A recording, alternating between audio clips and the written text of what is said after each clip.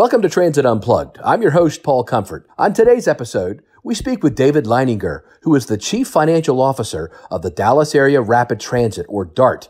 This is the first time we've spoken with a CFO on the show, but I knew we needed to talk to him because he's got a great take on what it takes to bring mobility as a service, MaaS, here to the United States and what they're doing in Dallas in that regard. Also, the back office functions.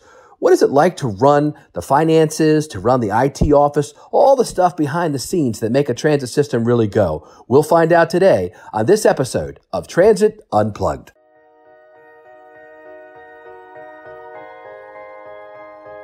What does it mean to be a successful public transit agency? What are you doing to lead the way? It's time to learn from the top transit professionals in North America. This is Transit Unplugged with your host, Paul Comfort. Hi, I'm Paul Comfort, your host for Transit Unplugged. And today I'm excited to have our first non-CEO as our guest, and it couldn't be a better person than David Leininger, Executive Vice President and Chief Financial Officer for DART, the Dallas Area Rapid Transit System.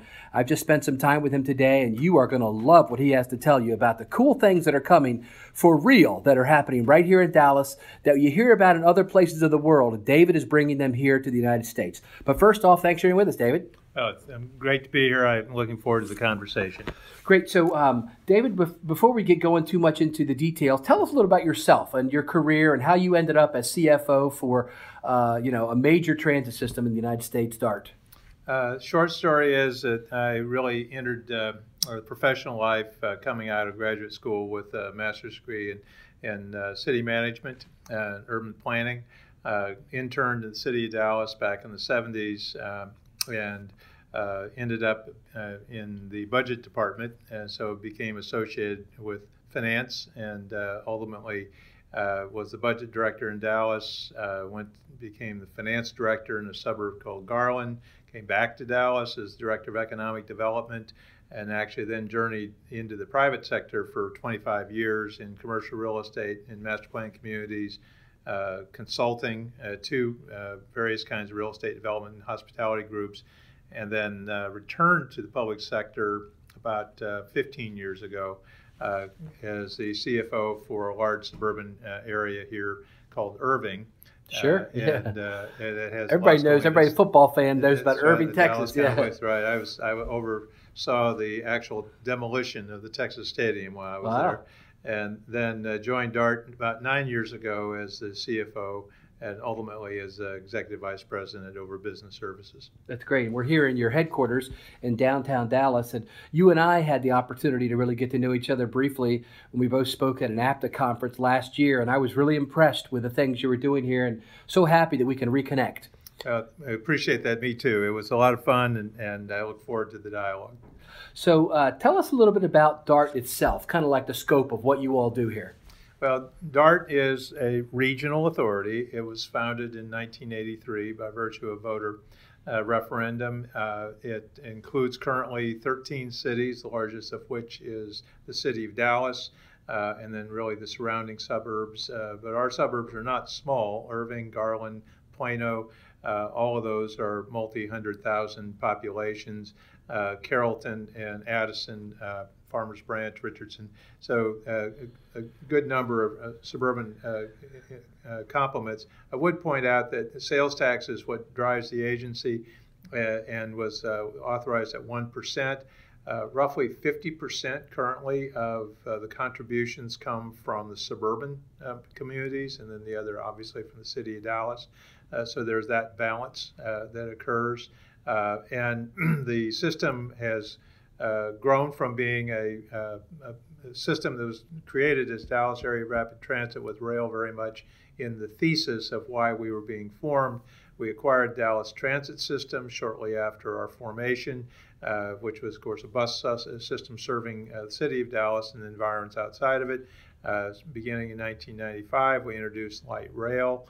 We've built 93 miles since then. We built a 28-mile, or actually a 33-mile commuter rail link from downtown Dallas, downtown Fort Worth, acquired 240 miles of rail corridor, mainly freight, and basically now have about 250,000 riders a day roughly 53% on the bus, the balance on rail of one kind or the other. And your CEO, Gary Thomas, has been a real visionary leader in our industry. He has. He's a prior president of APTA. He's a long-serving CEO coming into that position in 2000. So as CEO duration and tenure goes, he's becoming pretty old. He might be the dean of the CEOs, yeah. He's close at this point, yeah. That's interesting. So you all have several unique things about the features of your service that I think we should talk about before we get into what's coming. And that is, why don't you tell us about kind of the model you use for paratransit, which I think is very interesting. It's a way to keep the costs relatively lower. Well, like most jurisdictions, we've gone through various models on paratransit. Years ago, we started out really with cab service. That didn't go well. We had a lot of problems with fraud and bad service and so forth. Ultimately brought all that in-house with our own fixed fleet shuttles. The problem with that, although the quality was high and we operated through third-party providers, the cost was high also. So about 6 years ago, we went through an analysis to determine if we could do a mixed mode, reintroduce taxi into that mix, maintain a balance with our own shuttles, actually outsource dispatch and scheduling. We had brought everything in-house and then basically said we really need to move it out of house and be asset managers and mobility managers. That was done. We thought we would have 60% fixed shuttle ridership and 40% taxi. It's actually the exact opposite. We're really, in fact, closer to 65% taxi. Our on-time service with taxi is actually a little bit higher, and our satisfaction of the users is really good. It was a rough transition, as these things always are. I remember that on the cover of the Dallas Morning News. Yeah, it was a little bit of a challenge because there was a lot of changes, but we saved a substantial amount of money, in the hundreds of millions of dollars actually, with that. And it taught us a lot about how to really more cost effectively deliver service and to really mix our modes in different ways. I think it really introduced and opened us to the idea that the way in which we could use taxi and on-demand as well as scheduled service could be a lot more cost-effective and more effective in terms of outcomes than we'd anticipated. And do you know what your cost per trip is now about? Well, on a blended basis, it's probably right in the $40 range. It had drifted up into the high 40s, and then we brought it back into the mid 30s. Now, I might add that we have another pilot going on where we're doing a all taxi model in our ex-urban areas, assisting some cities, and we've got those costs down now into the $10 range. Really? And by that. And we're incorporating an account-based solution, providing customers with a card. We match $3 to their $1. Now it's a narrow focus, so I don't want to suggest that it serves everybody, but it's very focused on medical service for paratransit eligible riders in low-density areas that really are difficult to serve with shuttle. And we dropped the cost for a service that was in there previously that failed, actually went out of business, that was over $50 per trip, and got it down close to 10. That's amazing. That's good. So let's back up a little bit and talk about the agency itself, a little bit more about that. What's your total operating and capital budget for DART? Yeah, just general ballpark. Yeah, sure. Our aggregate budget right now is right at $523 million for FY18. Capital budget on top of that would be about $250 million, and then debt service on top of that's another couple $100 million. So we touch on an annual basis. We run through about $900 million right at the moment, and we've been higher than that. Of course, when we were in the big capital expansion days, we were touching 1.1, 1.2 billion. There's a few years, but by and large, operating budget, as I say, is this year is about $523 million. So it's unique for me to be able to interview a CFO. I'm going to ask you a few questions that I don't normally ask CEOs. So Your governance is a board of directors, right? That's correct. And they're made up of 15 member. Okay.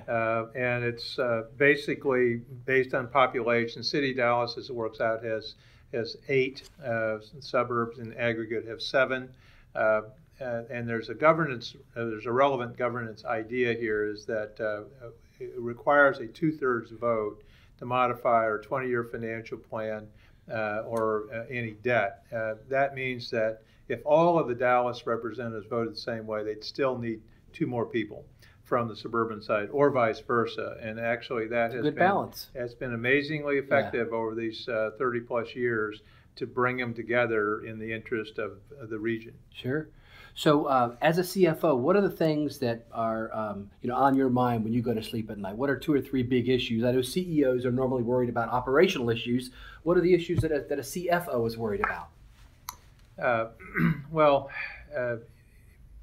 I should couch that, but there's a lot of things we're not worried about. The one is that I was very fortunate when I got here to really come to understand how much DART believes in its 20-year financial plan. It's fairly unique.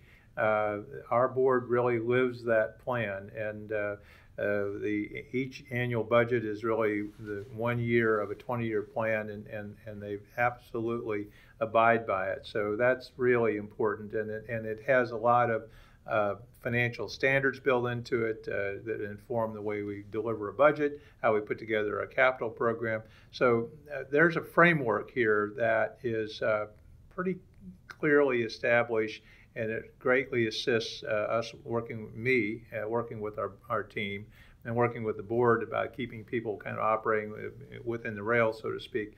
The other thing is that we have a deep commitment to state of good repair. So we really have to confirm that we can afford to support all that we already have in place before we add net new assets. And again, they live that philosophy very religiously. So some of the things that some of my counterparts do deal with, short-term plans, real problems with state of good repair, are not problems that I deal with. That's so great. What do I worry about? Our federal friends. Okay. And candidly, it's been a very difficult period over the last 9 years, really trying to understand what the cash flow coming out of the federal government is going to look like, because formula funds, albeit consistent in the algorithms, cash flow has been very spotty and hit and miss, and so we've had to manage around that. The other issue is essentially rescinding commitments that were contractual obligations. The most specific I would mention is Build America bonds, where sequestration suddenly cut our tax credit on our Build America bonds, so which we entered into at the inducement of the federal government, and it was by 8%. Well, now the current tax legislation actually threatens to eliminate them in their entirety. For DART, that would be a $28 million a year hit. So that keeps me up at night. So I'm banging a lot of drums right now, and I'm encouraging a lot of people to have their hair on fire in that one, because it's an unintentional yes. Consequence of a very quick series of discussions. My concern is that there are dozens of those embedded in that tax bill, and they'll get discovered. But we don't know when, and it's not clear if you'll be successful in persuading people that, hey, this is really unreasonable, because I'm sure there are 10,000 lobbyists in D.C. right now making that very case. That's right, yeah. For their own particular purposes. I'm working with APTA on a white paper about the value of predictable formula funding for transit and how important that is. And these competitive grants are exciting, the Tiger grants, et cetera, but that's not the bread and butter of transit, and we need to have reliable, consistent funding. Yeah, it's been, and we can fault a lot of things. Of course, the financial crisis we went through in 2009 was really deep and caused a tremendous amount of distortion in normal systems and the normal order, so-called. But it is herky-jerky. It's really hard for middle-sized and smaller agencies. We're fortunate enough to be large enough that we've got some reserves and capacity to accommodate, these quarterly swings. Right. Not everybody does. No, our smaller agencies struggle with this, and it puts them in real pinch points and really does affect service delivery. So I agree. If I were going to focus on something, I'd focus on the formula funds, because that's an area that's it's really been a mistreatment of the agencies, quite frankly.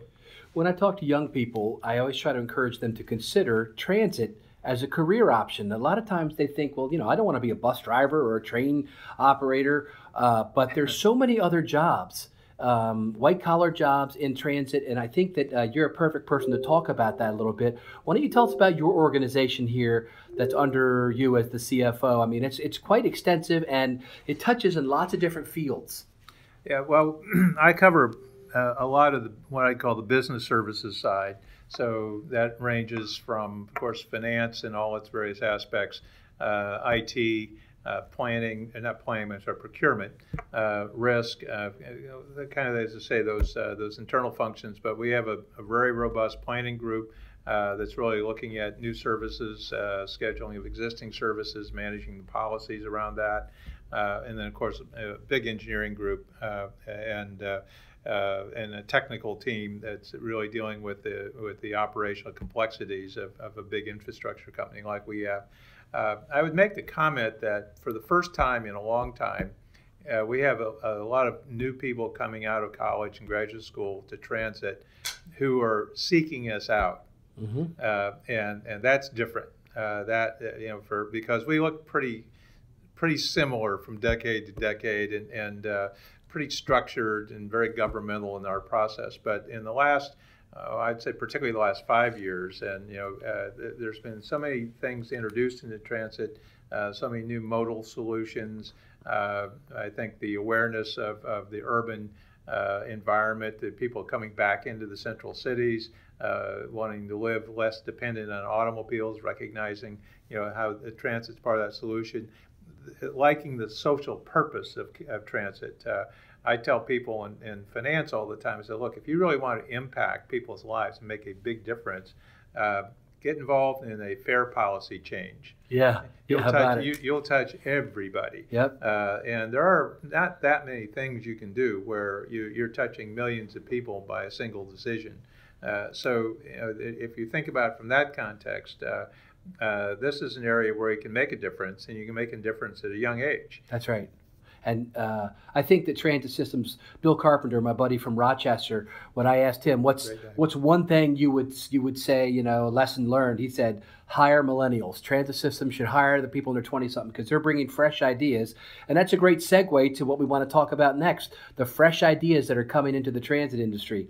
You and I were just talking about how that we operating traditional transit systems are no longer monopolies. We don't have a monopoly on mobility in urban areas anymore. There's so many new market-driven, fresh ideas. Tell us about some of them and what you're doing here in Dallas and the Dallas area to adopt some of the great new things that are coming down the line, like mobility as a service, et cetera. Well, we talked earlier today, as a matter of fact, about our view about what is happening, and we pose it as an opportunity or an existential threat. And obviously it's both. There are new modal solutions that are arriving that are different, arguably in some instances better, and are surprising that they've worked so well.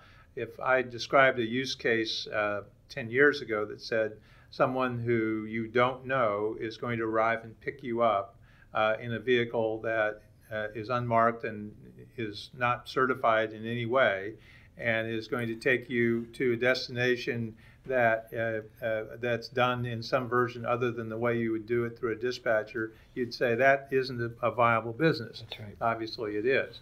But a lot has changed, obviously, and we've talked about, in our own CEO talks a lot about, do you remember the name Polaroid or Kodak? These things happen, technologies arrive that disrupt and displace and replace it. And in our instance, we have to serve the entire market, but we need to serve the entire market. If we get marginalized and only serve a component of it, transit-dependent, low-income only, it's really going to inform and influence our ability to really be effective. So there's a goal here of remaining relevant as a public service provider and not being marginalized. So that's number one. But there's another dimension to this, and it kind of occurred to me when I first joined Transit. I was really surprised that our performance reports came out 6 weeks after the end of the month for which we were reporting. Right. And I came doing a lot of hospitality consulting where we did dailies. I could tell you the next day the breakfast counts, the lunch counts, the evening counts, and which geographic location. And we had weekly P&Ls.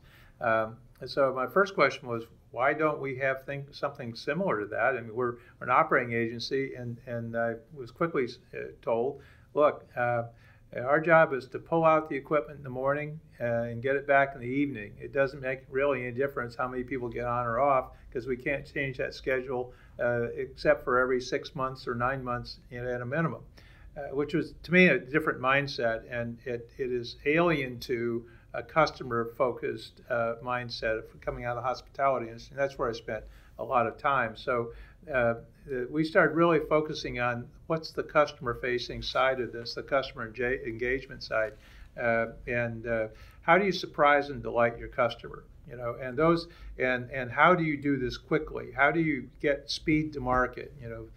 Better, quicker, cheaper. Those are all mantras that come from the private sector that should translate over to the public sector. So part of our view was we were recognizing that we were slow to procure.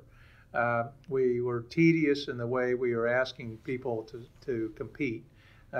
We were not really customer facing, and therefore we were increasingly going to be at risk of being irrelevant, particularly with the advent of things like smartphones, which of course was 2007, not that long ago. So a lot of our focus was really starting not even with technology, but with just an understanding that we needed to be customer-facing, number one, and really engage with the customer on their terms and their touch points, and then start working back into what allows us to better do that. As it happened, coincidentally, smartphones arrived, Uber arrived, and so forth, and it became clear that there were a lot of new things that were providing really good opportunities for customer engagement. They weren't coming from us, but they could come through us if we wanted them. That's good, yeah. I think I read an article the other day, and they said the one thing that really enabled all these new mobility options is GPS location of the individual through the smartphone, that was like the key technology that made all this possible. So with that as a backdrop, with us realizing that, hey, running traditional buses on a fixed route or a traditional rail on a fixed route is not going to be able to be the end-all, be-all, do-all of mobility in a city, what did you do next? Well, what we were focused on was how better to improve the trip planning and payment experience. And one of the things that we were looking at is smart cards and various ways to engage the customer. Smart cards do work pretty well, but they're a little expensive. But as we were looking at all that, we really began to realize that there's some new things that were available to us, and specifically mobile was really coming into its own. And there was a lot about it that we liked. We saw some opportunities to do some things in mobile. So ultimately, we decided we were going to do a mobile-first solution. And we were going to go all in. We were going to put as many products as that we have available to us on mobile. We were going to make it as easy and convincing and comfortable for the customer as possible. We were going to allow prepayment and then activation at a separate point. And we were going to do this in a way where it was multimodal, multi-jurisdictional, multi-product. We were going to engage in things like state fair tickets that could be bundled in. We were going to add events and offers. We were going to throw it all in. And it turned out to be a really good idea that just spawned all kinds of opportunities for us. And that became your GoPass? That became the GoPass mobile app.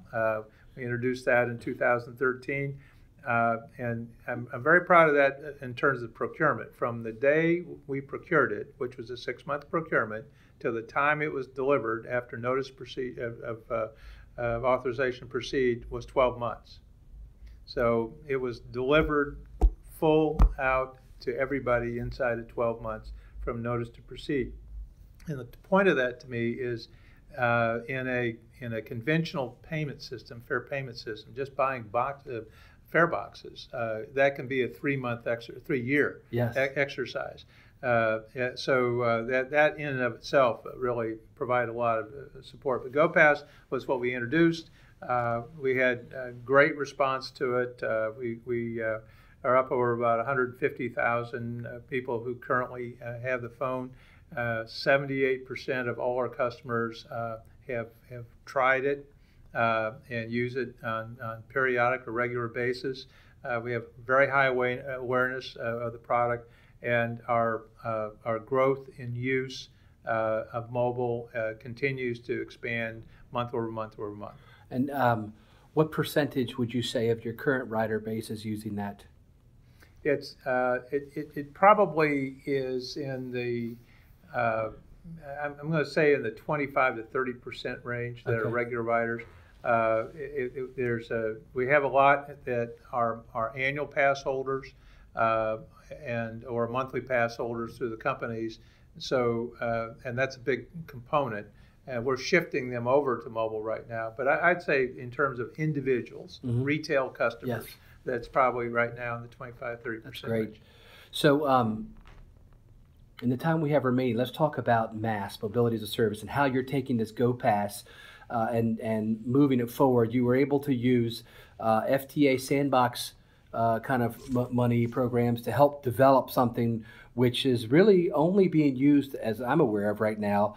It's in its infancy here in the U.S., but it's being done in Helsinki, Finland, and other places where you can bundle all the mobility options, public and private, on an app and do trip planning with a pay-as-you-go a la carte, or in some cities a monthly fee where it's like a subscription service. Right. It's all combined into one thing, and you're doing it. So tell us about that. Well, we are, and obviously it's early stage on putting these things together. We determined, based on our use and experience of mobile, that mobile had a lot of flexibility, and we could actually integrate with other kinds of modes fairly easily, as long as we didn't try to do everything ourselves. And we had actually done what I call an intermediate level integration with both Uber and Lyft, and actually Zipcar, allowing you to link over to their app in addition to ours. And as I said, we've done bundle payment. So the idea was to do a true payment option where the customer could construct a journey out of a variety of options.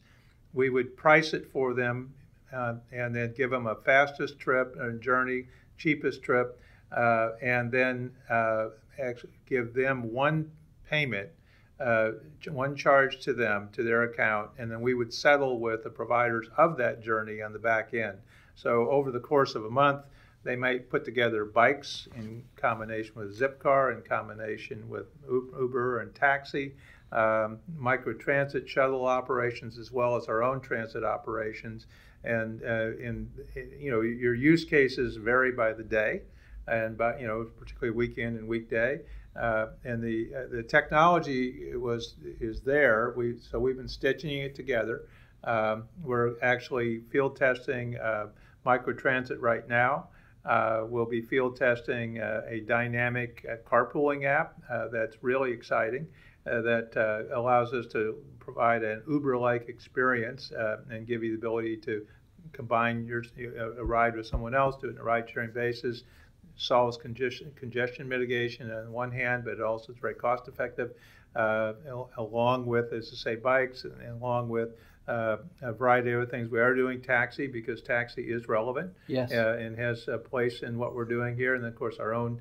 And we're also introducing a public on-demand and Uber-like product where we enroll the drivers and the subscribers, and put it in a purely DART specific product. So, and we think that's necessary because there are some submarkets inside our total region where Uber and Lyft may not really be interested in serving in the way we feel like we're obligated to serve. Well, that's exciting. So to me, you guys are on the cutting edge of what's happening with transit. And as we head into 2018 and we see the advent of things like autonomous, even cars, individual cars, autonomous shuttles, mobility as a service, all these cutting edge, it's exciting to see what you all are going to do. And we're going to stay in touch with what's happening here in Dallas, Texas, as Gary Thomas and you, David Leininger, and your staff, who I met today, who are awesome people, are leading the way, I think, for the American transit industry to stay relevant and to continue to serve our customer base and grow and expand it. Well, thank you for the opportunity. We're really excited about what's going on here at DART. Obviously, if this allows us to recruit a couple more millennial talents by virtue of listening to this, it would be a real win. That's great. Thanks for being with us today. We've been speaking with David Leininger, who is the Chief Financial Officer and Executive Vice President of Dallas Area Rapid Transit, one of the largest transit systems in North America. And exciting to hear all the, not only what they're doing like currently, but the stuff they have actually grinding out, the plans for being one of the first in North America to adopt mobility as a service for their users here in the Dallas area. You've been listening to Transit Unplugged, powered by Trapeze Group. To stay up to date, subscribe on iTunes or Google Play, or join the conversation at transitunplugged.com. Thanks for listening.